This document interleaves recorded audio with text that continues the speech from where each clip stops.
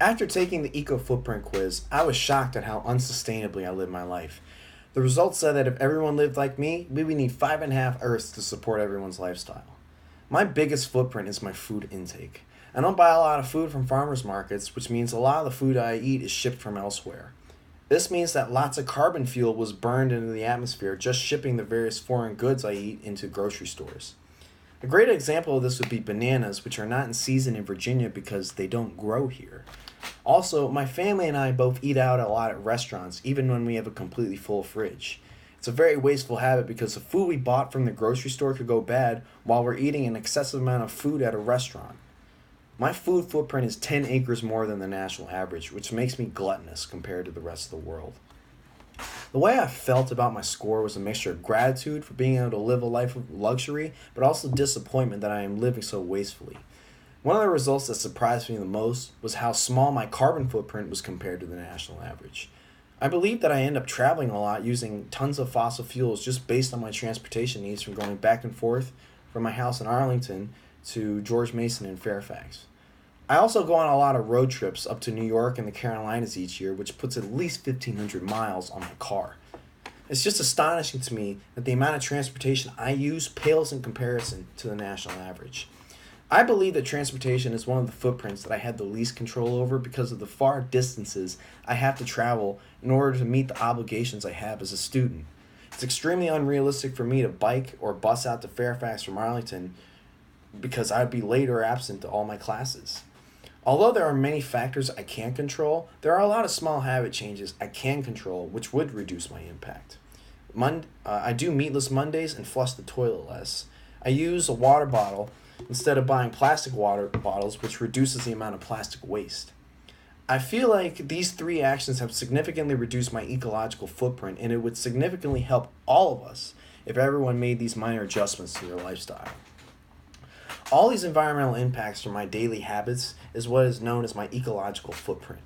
An ecological footprint, according to the authors of the article, Refining the Ecological Footprint, is the measurement of the Earth's ability to regenerate natural resources that a population uses year to year. To understand if our natural resource consumption is indeed sustainable, Jason Venetoulis and John Talbert say that we must use the ecological footprint analysis, or EFA for short. The EFA is a basic anthropogenic tool that measures human resource use versus the global biocapacity it takes to renew those resources. When our ecological footprint is lower than the Earth's biocapacity and its ability to regenerate those resources in a timely manner, then we're living sustainably. But if our footprint is higher than the Earth's biocapacity, then we're living in a phenomenon known as ecological overshoot, which is a takeaway term from this article. Ecological overshoot would be the equivalent to having a bank overdraft or credit card debt, only instead of money, it would be natural resources like wood, fisheries, or water. According to the article, our ecological overshoot is now near 23%, which means we are living very unsustainably and that we must consider these disastrous results from the EFA to change our consumption patterns. One of the limits to EFA, however, is that the analysis is only considered from an anthropogenic perspective and neglects the needs of other plant and animal species that could become extinct due to our consumption habits. To counter this, the analysis has been updated to the ecological footprint analysis / net primary production method. This analysis now includes the entire surface of the Earth in biocapacity and not just regions of human resource exploitation. This means that it takes into account habitat's value for natural processes.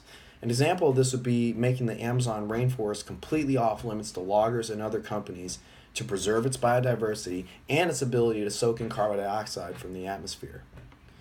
My question is, with 80 million people being added to the planet each year, is it really realistic for the EFA to take a biocentric approach? Preserving other species and the habitats they live in is very important for biodiversity and natural processes, but how can we expect greedy corporations and desperate poor people to not exploit the resources and animals for money?